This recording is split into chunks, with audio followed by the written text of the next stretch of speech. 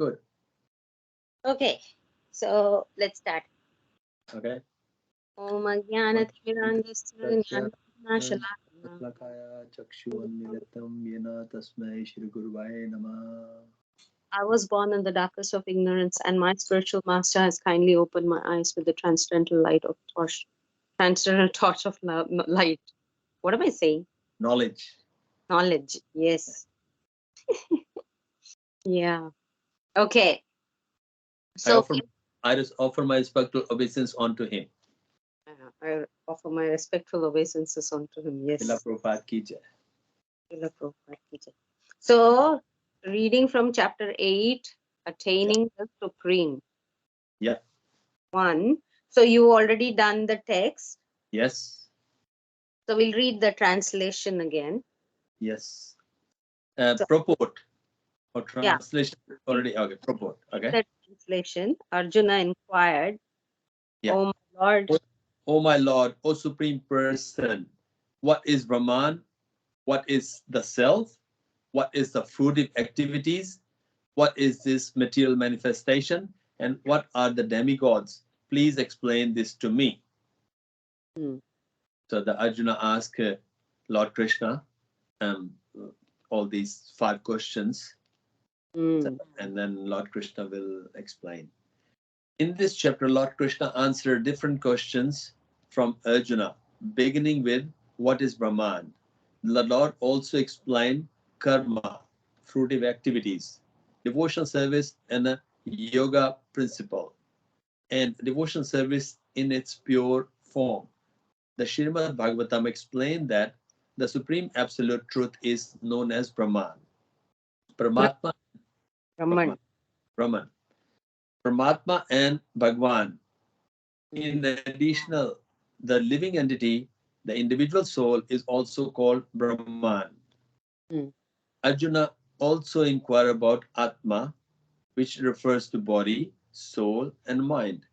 According to Vedic dictionary, Atma refers to mind, soul, body, and senses also. Arjuna has addressed the Supreme Lord as Purushottama, Supreme Person, which means that he was putting these questions not simply to a friend, but the Supreme Person, knowing him to be the supreme authority, able to give definitive answer.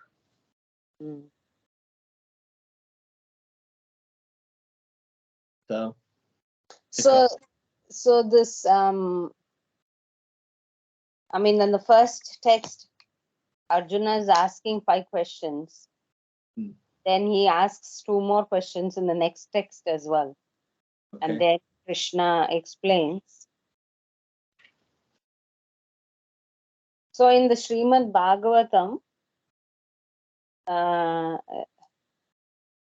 in Canto 1, it's in Canto 1, this explanation of Brahman, Paramatma, and Bhagavan is given.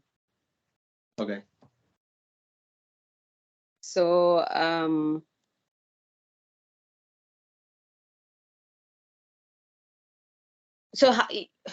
you probably heard Abhay Prabhu talking about these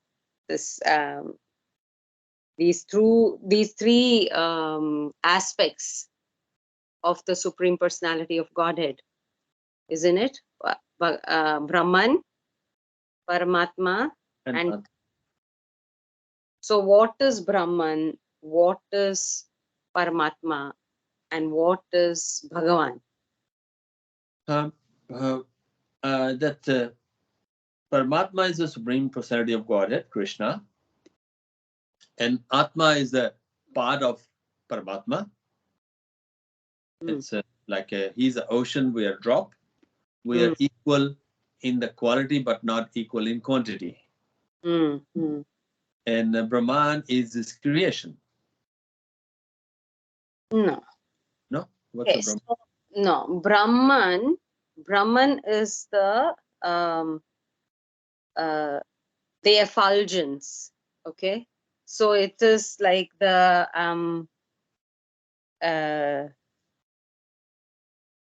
The example that is actually given is like how there is sunshine, Yeah. and then there is the sun's surface, and then you have the sun planet itself. Okay, so when you're looking at the sun, first of all, what we are getting the sunshine on us. Yeah. Okay, so that's like the effulgence. Okay.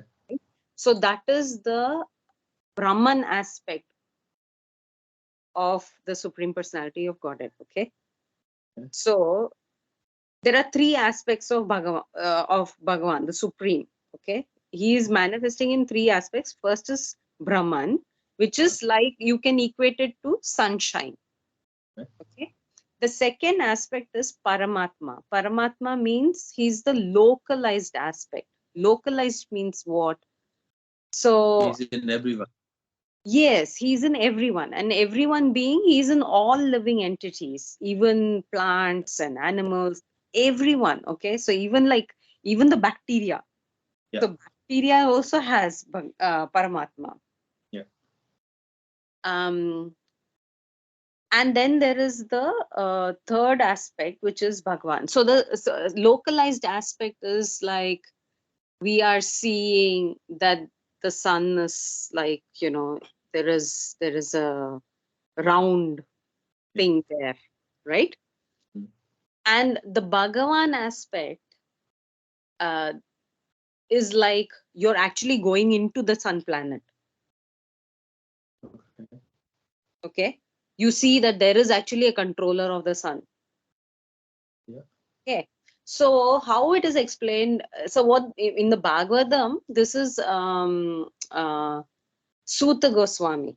Okay, he's been asked by the sages of Naimisharanya to speak the Bhagavatam.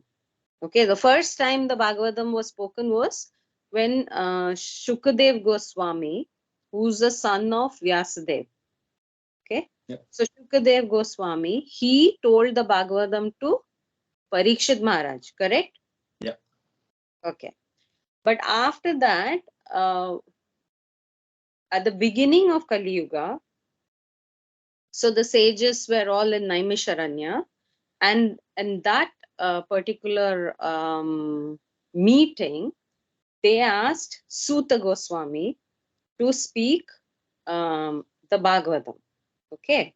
Okay. So that same Bhagavatam, which was recited by Shukadev Goswami to Parikshit Maharaj, was then recited by Suta Goswami to the sages of Naimisharanya.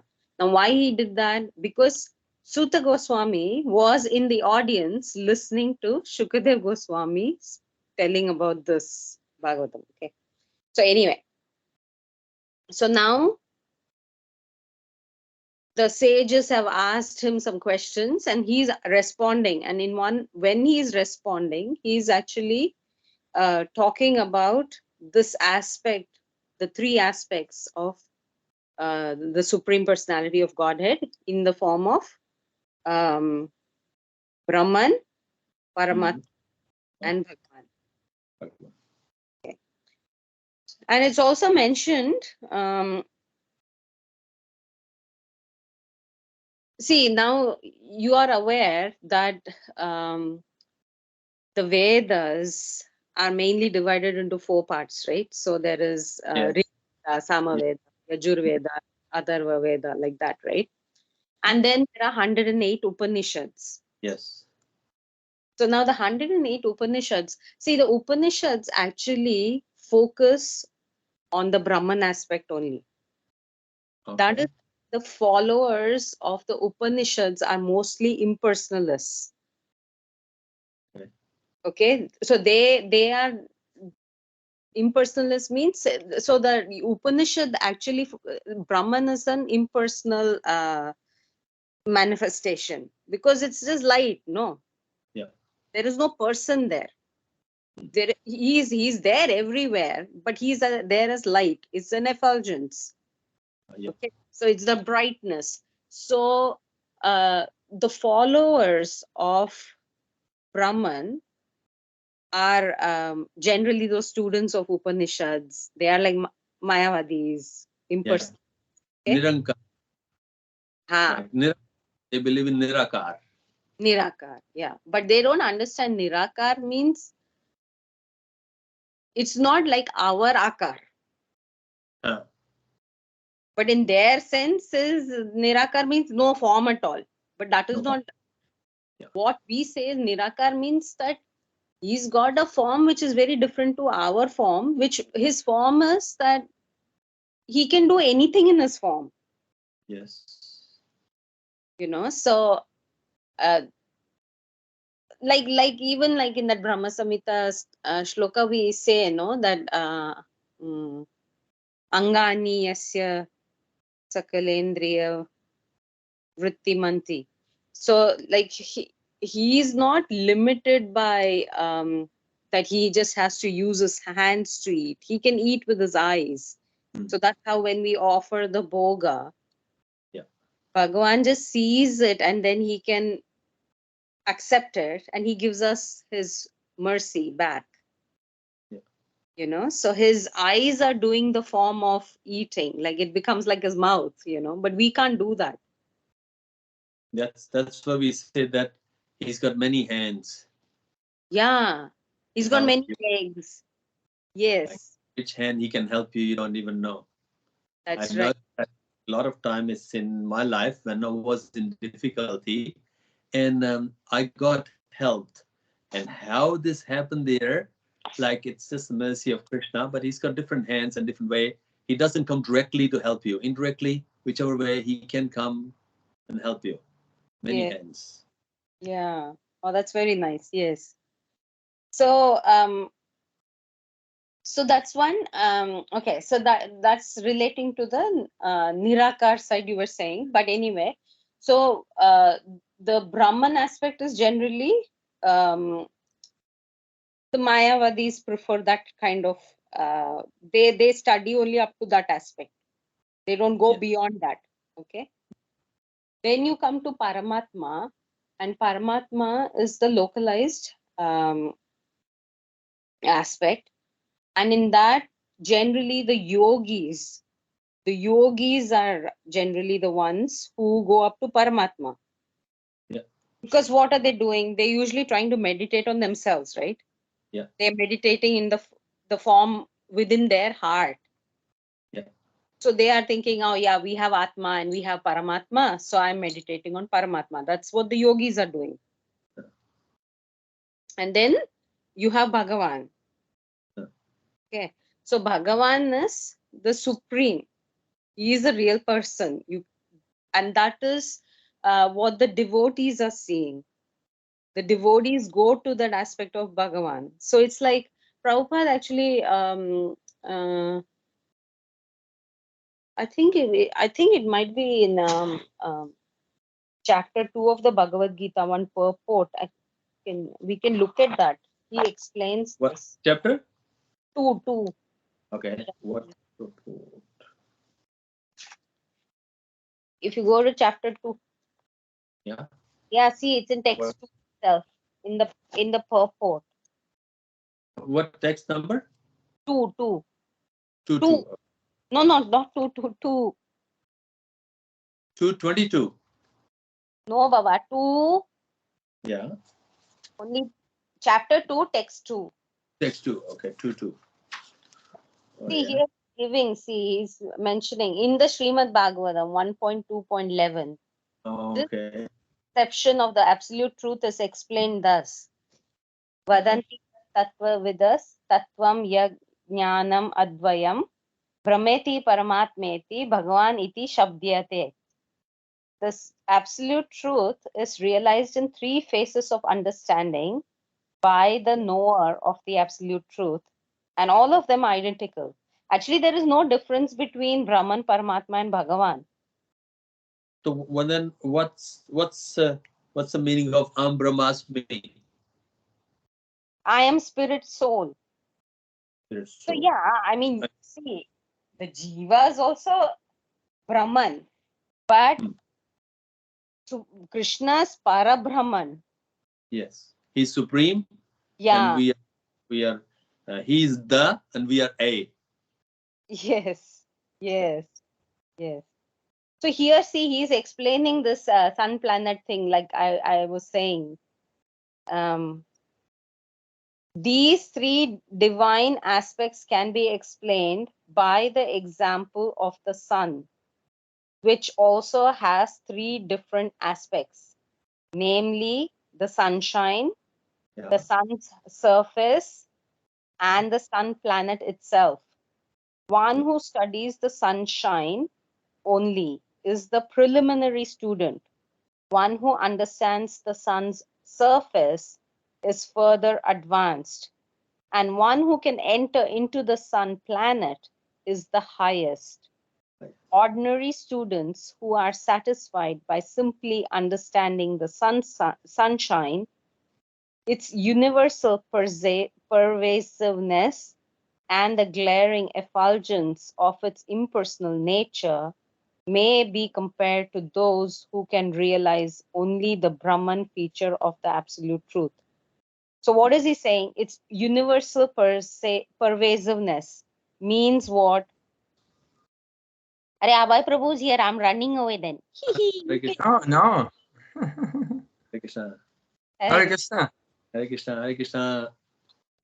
So, so you're saying, Mataji, that primary school, high school, and university. Yes, yes. So, Yeah. So the Brahman level is like primary school. Yes. Then have high school, which is Paramatma level, and then Bhagavan level is university. Yes. That's right. Okay. And so like the Brahman level is what? Universal pervasiveness means it's everywhere. The Brahman's everywhere. So Sarva Bhutana. but that is, he's in the Paramatma form, no? Yes. Sarva Bhutana means he's in everybody. So that is like talking about the Paramatma form. Yes. But here what it is, here means like you can perceive the Brahman everywhere. Like you are just walking on the street. If you are truly Krishna conscious, that's why this text from the Srimad Bhagavatam, what is it saying? The knower of the absolute truth. So one who's a knower of the absolute truth can understand all these three phases. Yeah. The ordinary person is not going to understand all the three phases. Okay. Isn't it? And that's why, Definitely. example, Prabhupada is giving the example. Those who are in the primary school, they just finish in primary school. They don't know if the high school exists. Those who are high school, they finish in high school. They don't know if the university exists. Yeah. So the true devotee understand like primary school, high school, and university. And Abhay Prabhu is reading about post-graduation now. Yes. Yeah. Hey, Jayanti, I can't see your picture. Is there a reason for that? No, I don't know. It's not. It just cuts me out. At least it's recording now. Earlier, it was not even wanting to. It would just push me out of the whole thing. Oh, okay. So we can hear. That's fine. You've become like Brahman. You're everywhere. You have no form. Formless Brahman. Yeah, like Aghoshan Prabhu was saying, Nirakar. It's no akar, no shape. That's that's what the Sikh people believe in there. You know, Sikh, the turban one, they believe in Nirakar. Or the Nirankari, no? Nirankar, yeah, that's right. Then they start from Nirakar. They call them Nirankar, and they believe in there. So actually, we first week in January, we are going there to the Vulgulga temple.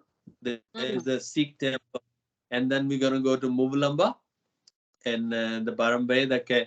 We hire the camperman, and then we're gonna travel in there. So we'll see. There's a renovation done in that Sikh temple in Vulgulga, the banana plantation.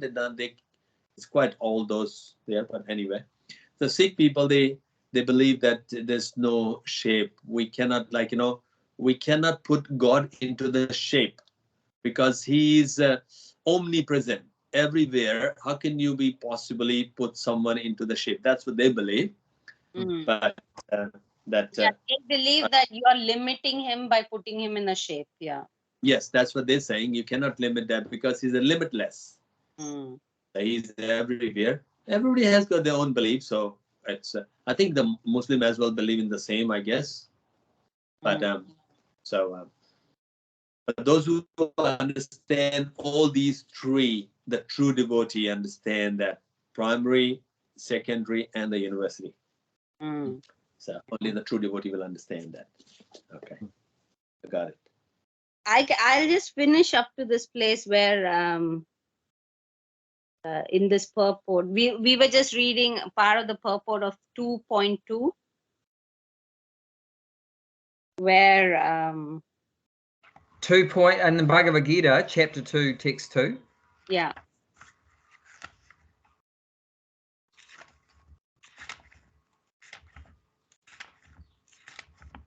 So that's, I don't know, in my book it's page 75.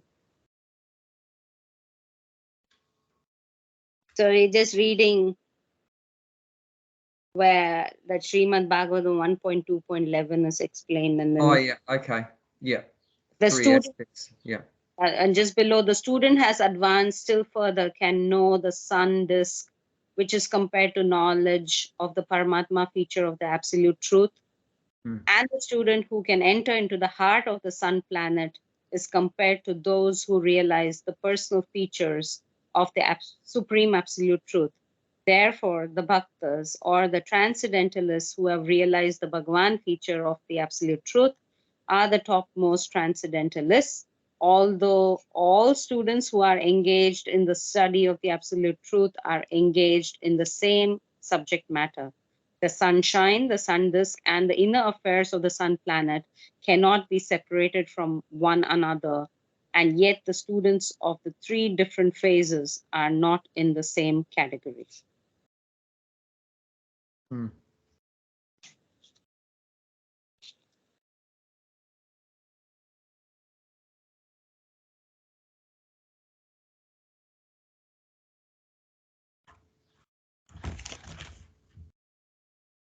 Yeah, so the sun is a great example for us in trying to understand God. So just like the sun has 3 aspects, which are explained here: the sun shine, the sun disk, and the sun God. So also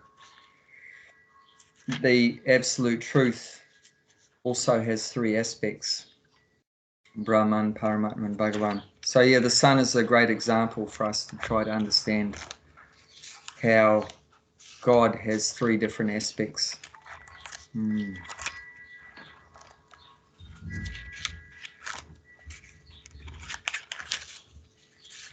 So you already had been speaking about that, Jayanti, before I came, right? Yeah. So we spoke about the 3 aspects. So so if we go back to 8.1 purport. Yeah.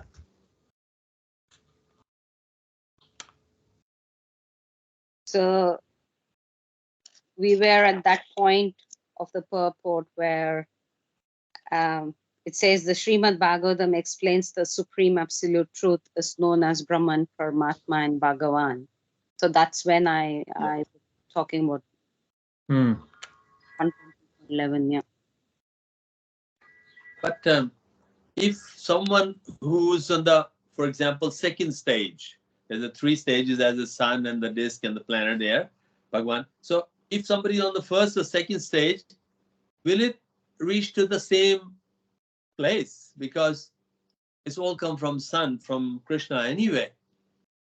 Or he can't reach to the all the way because he's on the first or second stage. If somebody on the second stage, you understand, second, he doesn't know the third, doesn't mean that he can't reach to the third. Right?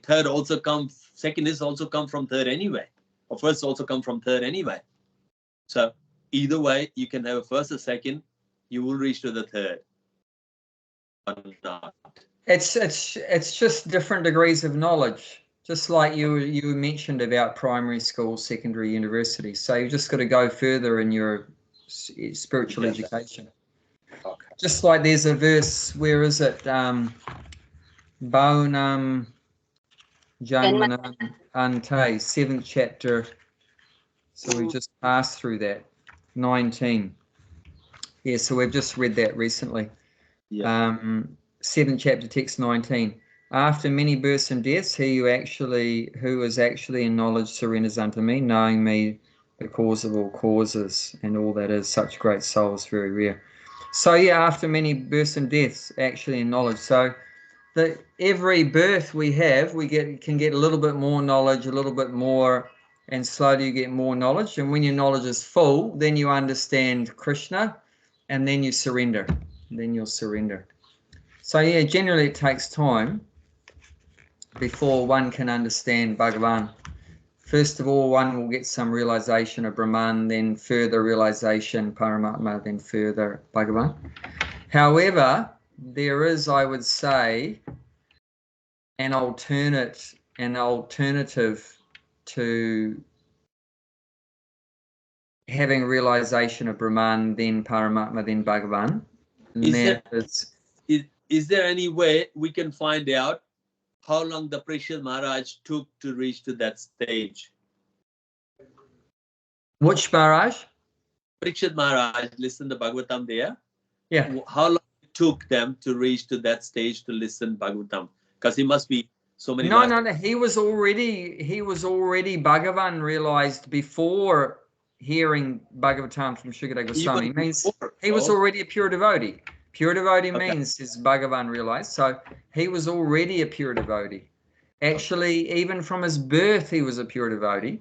Because when he was in the womb of his mother Uttara, Krishna came into the womb to save him from the Brahmastra that Ashvatthama threw the Brahmastra to kill him, because he was the last remaining heir of the Kuru dynasty. Yeah. He's Arjuna's grandson, so Abhimanyu's son. So Ashvatthama wanted to kill him, and that means the Kuru dynasty would just be over. Yeah. So but Krishna came and saved him. Uttara called out to Krishna, and Krishna came and protected her embryo like that. So yeah, he was already a great soul from his birth. He was already a great soul. Parikshit, the name Parikshit means examiner. The meaning of the word Parikshit means examiner. So what was he examining? Every part of his life, he was examining, where is Krishna? Where is Krishna? Where is Krishna? Because he wanted to see that person that he had saw inside the womb again. He saw Krishna there, and he obviously is so attracted.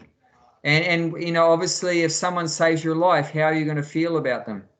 You love them. You're just so grateful. Imagine the amount of gratitude. But yeah. So it's so.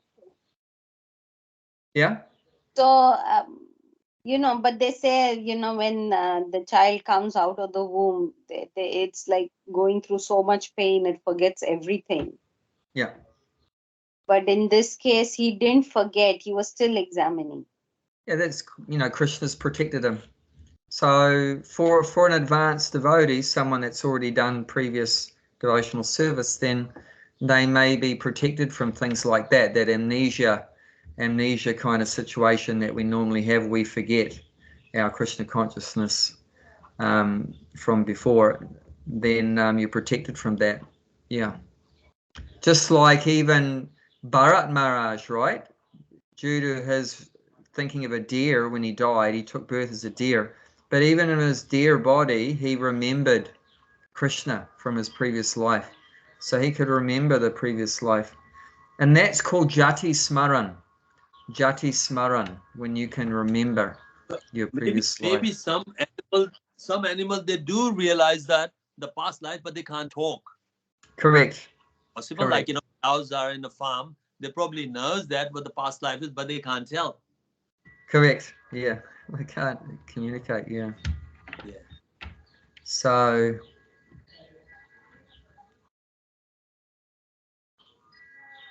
So yeah, like I was saying, there may be some, that's the normal process. First of all, you realize Brahman, then many lives, slowly realize Paramatma, slowly, many lives realize Bhagavan. But there are exceptions, and what is that exception? That, oh, your pictures come. Now we can see the So, like, were many devotees before coming to ISKCON, which is all about Bhagavan realization, were we Brahman realized yogis? Were we Paramatma realized yogis? I wouldn't put my hand up for that. No, I wasn't. I was just an ignorant malicha. You know, I was just an ignorant malicha. So that is special mercy. That is special mercy. That without even being Brahman realized, without even being Paramatma realized, Prabhupada, out of his unlimited causeless mercy and love for the conditioned souls, has immediately elevated us to Bhagavan realization, and we've like bypassed the rest. And of course, when you're given Bhagavan realization by the pure devotee, then you will automatically get the knowledge of the previous two. Automatically, if you know Bhagavan, automatically you'll get knowledge of Brahman and Paramatma. But it's very we're so fortunate. We're so fortunate because, like it's saying, right? Normally it's many lifetimes. Slowly getting more and more realization. But Prabhupada is like, put us in the elevator. Yeah, same as a snake and ladder. You know. Yeah. You got right on the ladder, you just climb straight up. But there are plenty of snakes there, and then you come back. Yeah. The Prabhupada was better. Yeah, Prabhupada's brought us right to the top of the ladder. Yes, that's bypassed all the lower rungs. Yeah. So, otherwise it's amazing. And Prabhupada, who was a strict follower of the Vedas, he said that we can go back to Godhead in one lifetime. And many of the Vedic followers have a hard time with that because their understanding is like this verse in 7:19, that slowly, life after life, you get more knowledge. But Prabhupada said, no, you can go back to Godhead in one life, not a gradual evolution like that. So they normally think of it that it takes many lives, to progress slowly. But this process of what they don't know, the process of this Harinam Sankirtan movement given by Lord Chaitanya is so powerful that it can immediately bring even the most sinful person, bring him to the highest stage in one lifetime. And it's so powerful. So that's something new that's happened since 500 years ago when Lord Chaitanya appeared. He's given this such powerful process to lift up even the lowest person, bring him to the highest position even in one lifetime. It's very wonderful. Otherwise, before Lord Chaitanya, you just have to slowly, make progress and like that. But Lord Chaitanya is so merciful. It's said that Lord Chaitanya is the most merciful incarnation of God that appears in the universe. Well, there's millions of incarnations, and Lord Chaitanya is the most kind of any of them. He's Mahavadanyaya. Yeah. So he gives love to Godhead to anyone and everyone, whether you're qualified or not. He doesn't care. Normally you have to be qualified, but he doesn't even look for any material qualifications. But chanting Harinam, you don't need any qualification. Doesn't matter which color, caste, religion, country you're from. Anyone can chant Harinam. Yes. It's like, how good is that? Like, normally if you want to become a doctor, you have to go through the, medical entrance exam. You have to a certain percentage to get that, and it's some subject. Otherwise, you can't reach to the medical college. For Harinam, anyone and everyone join the Harinam movement, and it's just regardless of where your past life or whatever's there, does not matter. As long as you chant Hare Krishna, have prasadam, have a dance in front of Jagannath, it's done. These three things, then it's very hard to escape. That's Jagannath. Yeah. One thing it mentions in the purport, which is interesting, because talking about God has three aspects, Brahman, Paramatma, and Bhagavan, but it mentions in the purport also, in addition, the living entity, the individual soul, is also called Brahman. So Brahman, there is an all-pervading aspect of God, right? But also, the individual soul is also called Brahman. So how does that work? Because we're actually part and parcel of God ourselves. So we are a tiny part of God. So that all-pervading Brahman, what is that made up of? It's actually made up of us, of souls. Prabhupada explains, in different parts of the scriptures explain, that Brahman is made up of jivas, jivatmas, spirit souls.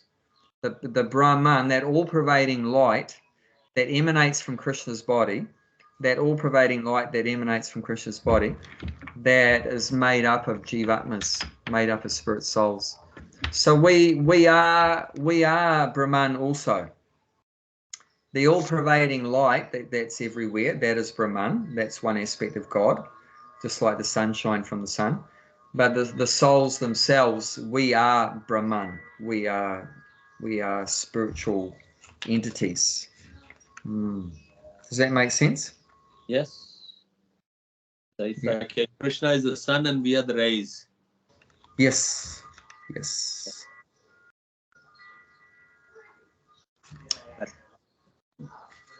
But the rays, in this case, like we are Brahman, but we have form. So we're not exactly like the ray in the sense it has no form. The difference is like, we got free will. Rays doesn't have a free will. Rays will just go to everyone. And we got a free will. We choose, pick and choose. Oh, you're black, you're white, you're German, you're Italian, that's wrong. But the rays does not choose. They go any part of the world and give that sunshine to everyone. So that's sometimes like, the free will is good, but sometimes not good. We started to differentiate that. We don't see everyone as a soul. If you see everyone as a soul, part and parcel of Krishna, then there won't be any fight in the world. There will be no dispute. There will be no argument. The world will be the peaceful place to live. Yes. But free will decide us to differentiate that. It's like before, if you know that Australian history, when the British lived there, there's no boundary. Anyone can go any land and live there and eat there. Now the Britishers came, they put the boundaries. This is mine, this is yours. Aborigines does not have any boundaries. They live under the tree and they go to the next town. They also staying there. They must stay there, eat there, and come back. There's no formality, nothing. But the Britishers came and said, no, that's boundary, that's yours, that's yours. So that's a human thing. But the God thing is that no boundaries. We all part and parcel of Krishna, whether Muslim, Christian, Jewish, whatever call him. Even like a bird sitting on the tree. But if we look at everyone as it is, then there's no conflict. The problem is we got free will, and we use the free will in the wrong way.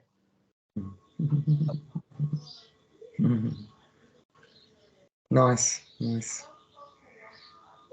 Also, one thing that's mentioned is that for the soul to be in the Brahman is a fallen position.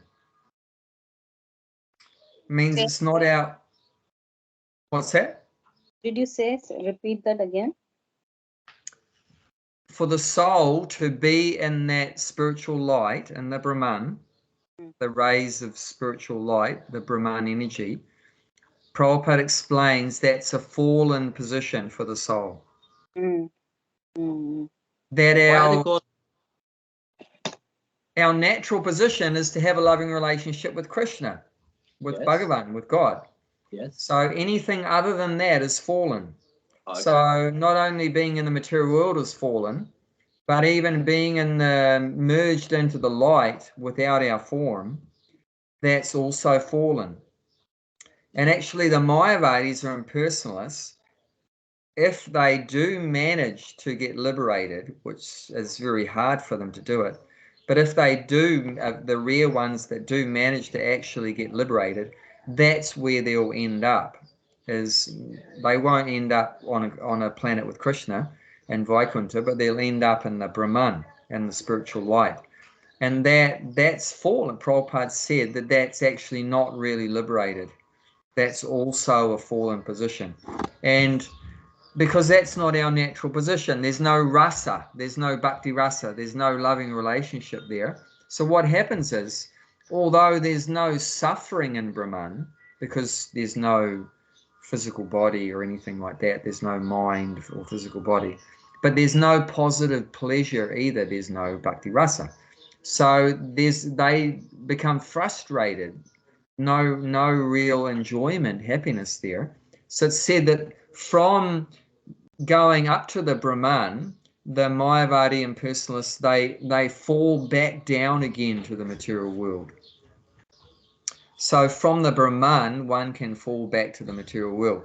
But if one goes back to Krishna Loka, to Vaikuntha, then one doesn't fall back, because one enjoys so much the bhakti rasa there, then one doesn't fall back down to the material world like that. So yeah.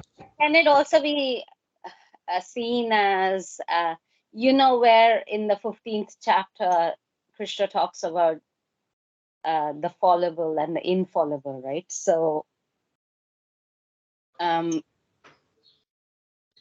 so when you talk about, Pull your camera down. All I can see is the top of your head. It's okay. It doesn't matter. We can listen to you. hey, it doesn't matter. You know me who I am. Otherwise, turn the camera off, because we're just looking at the ceiling otherwise. I'll turn the camera. Okay. Because I can't hold the phone. I don't have any gadgets here to keep the phone on. Okay. But yeah, so the fallible and the infallible. So in the purport of 1516, text 16. 15, okay, I'll check. Yeah, what does it say? So there it talks about Shara Sarvani Bhutani. So the Vedanta Sutra is talking about that all the living entities are fallible, right?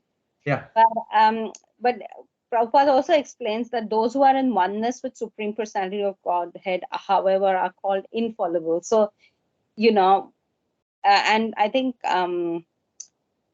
even though they are like in the spiritual world, he ends that purport by saying, in the spiritual world, however, they are always liberated in oneness. But the thing is, even if they are in oneness, but they are always so their purpose dovetails with Krishna's purpose, and therefore they are in oneness. But if they they won't fall down, but if they are, well, Prabhupada explains that in the purport in the middle. He says oneness does not mean that they have no individuality, but that there is no disunity. yeah. So oneness means that the devotee and God are both in agreement. So they're fully in agreement. They have one purpose. The Yes. devotee is always going to agree with what Krishna says. Whatever Krishna says, then, like Krishna said in the Bhagavad Gita, right? In the end of the Bhagavad Gita, Krishna said, that I want you to fight Arjuna, and Arjuna agreed. He was in agreement. Yes, I'll fight. Of course, in the beginning, there was disunity there. Krishna said, you fight, and Arjuna said, no, I don't want to fight. So in the beginning, there was disunity, so there's no oneness. There's two ideas. And then at the end of the Bhagavad Gita, Arjuna surrendered, and there was oneness. So that's the oneness, is that the individual soul agrees to follow the orders, the instructions of God. That's the oneness. I'm not questioning that, but I'm just saying. No, I'm just explaining, because you said at the end of the purport, it says they are always liberated in oneness. So you just need to clarify what that oneness is. Yeah, and that I said that they have a common purpose. They are following Krishna's purpose. Yeah. So, but I'm also saying that if that living entity, such a living entity, does come to the material world, they are still infallible, because they are still serving Krishna's purpose.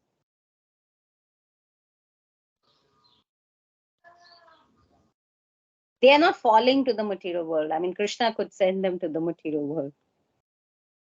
What are you talking about? The pure devotee that comes here to preach? Yeah, someone like them. Yeah.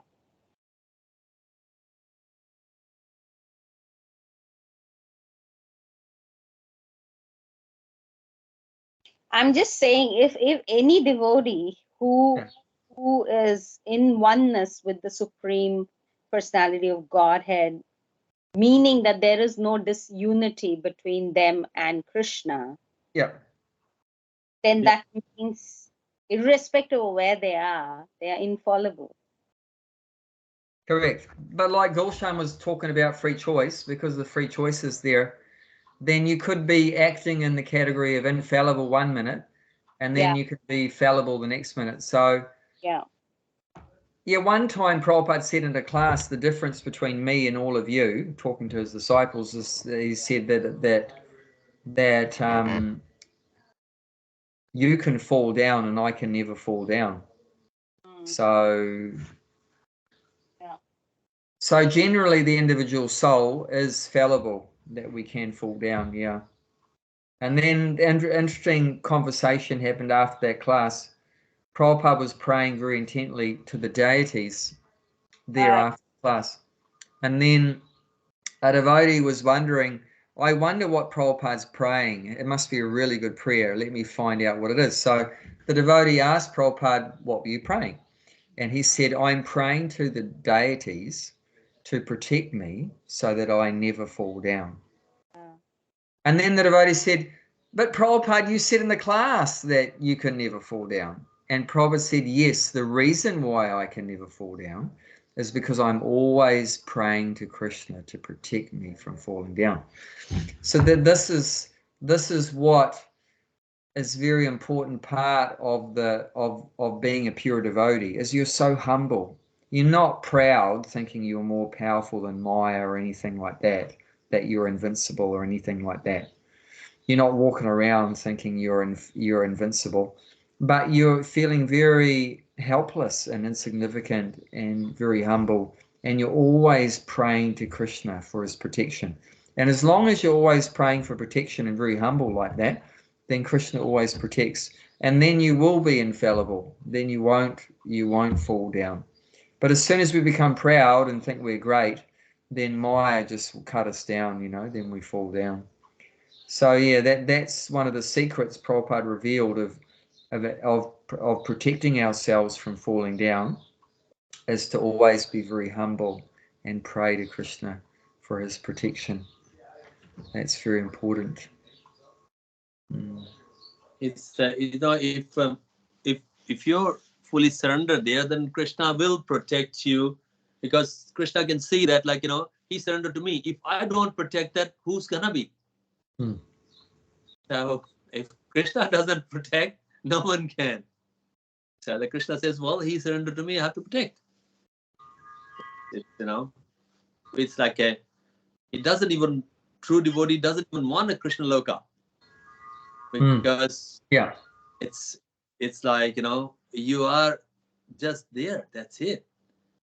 And then because that's also fruitive action, like Goloka, Vrindavan, Krishna loka, because you're doing that, all the Bhagavatam and all that, because you want to go there. So it's like, whichever form Krishna wants to keep me, that's fine. If he wants to put me in the ant or a grasshopper or a Krishna loka, does not matter. As long as I can remember Krishna. Yes, always remember Krishna. Krishna. All he wants is service, right? So whether he's got service in the spiritual world or the material doesn't matter for the devotee, because if you've got service to Krishna, that's as good as being in the spiritual world, because it means you're connected with Krishna. But donkey can't do service to Krishna. But yeah, I mean, if the devotee can't do service for Krishna and the material, that's hellish. That's horrible.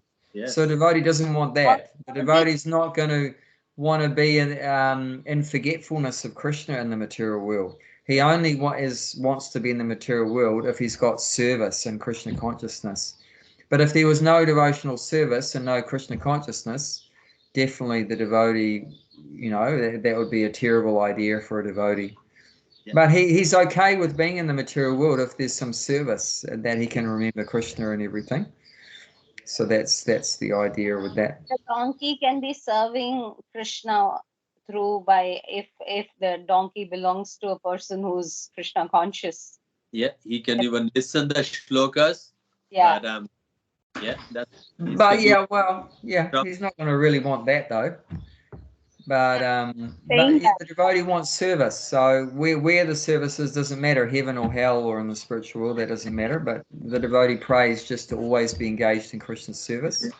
We wouldn't want to be just an ignorant donkey, you know, like that. So, I mean, the only time I know that a devotee prays to be in a non-human form is in Vrindavan. Like Lord Brahma prayed, you know, may I take birth as just a clump of grass in Vrindavan so that the gopis will walk on me, and then the dust from their feet will come onto me. So that's a special case because that's in Vrindavan, which is as good as in the spiritual world. To be in Vrindavan in the material world is as good as being in the spiritual world. So, you know, to have the devotees dust on your body like that. So, but normally a devotee is not going to want to be, you know, grass or a donkey or something, because then, you know, there wouldn't be much service or Krishna consciousness there. So the main prayer is to be, you know, to have service.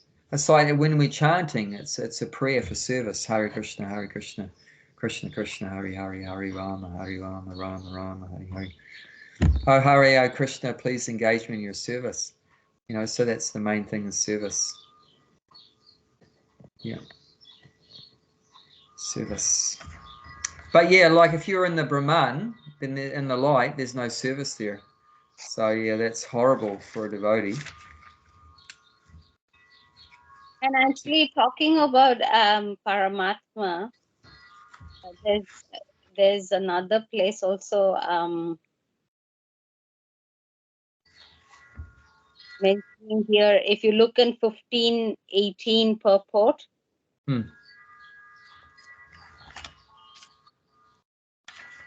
Because I'm a transcendental beyond both the flab. Not there. I'm talking. Yeah, I mean that shloka. But if you look in the purport, it says the Supreme Lord. That's the last paragraph of the purport. Yeah. Okay. The Supreme Lord, in his localized aspect of Paramatma, is also described in the Vedas themselves. Yeah. And it says the super soul coming out of the body enters the impersonal Brahma Jyoti. Yes. And in his form, he remains in his spiritual identity.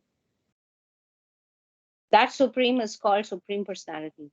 This means that the Supreme Personality is exhibiting and diffusing his spiritual effulgence, which is the ultimate illumination. That Supreme Personality also has a localized aspect as Paramatma. By incarnating himself as the son of Satyavati and Parashara, he explains the Vedic knowledge as Vyasadeva. But I didn't understand this part where he says the super soul coming out of the body. So what I understand from this is the super soul's coming from the body of the living entity. I've lost you. Where are you looking at the super soul? Text 18 of chapter 15. Yeah. No, I'm there. Purport, last paragraph. After the Chandogya Upanishad Sanskrit. Yeah. Oh, the super soul coming out of the body enters the impersonal Brahma Jyoti. Then in his form, he remains in his spiritual identity. That supreme is called the Supreme Personality. Yeah, so that's the translation of the verse. That's a translation of the verse. Supreme Lord in his localized aspect of Paramatma is also described in the Vedas themselves. Coming out of the body enters the impersonal Brahma Jyoti, and he in his form he remains in his spiritual identity.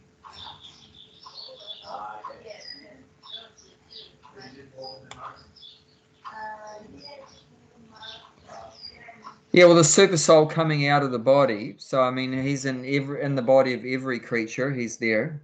Mm. So he's in all the different bodies. The super soul is there. And then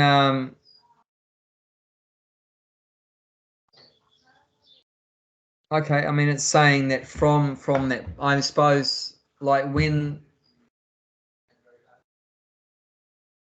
he's the super soul's there to help the living entity who's in the material world trying to enjoy sense gratification, right? So he's there as a witness.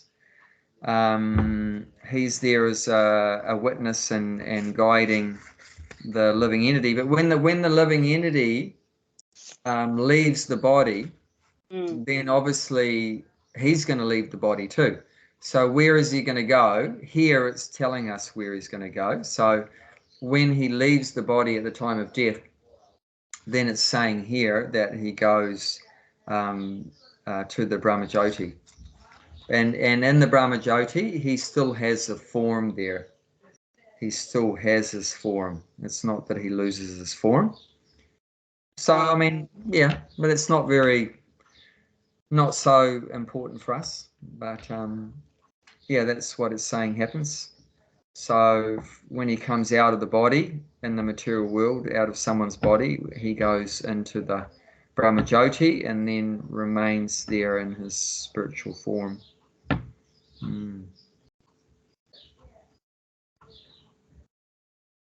Okay. Yeah, that's all I can think of. There might be more to it than that, but that's all I can think of.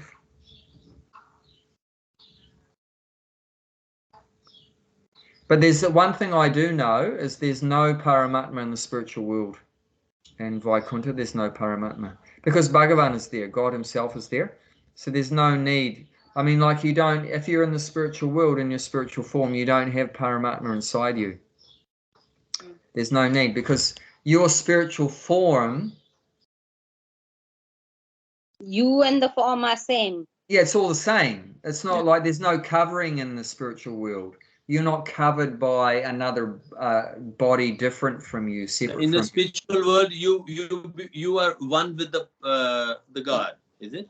No. What it means in the spiritual world, your body, your mind, your soul is all one complete unit.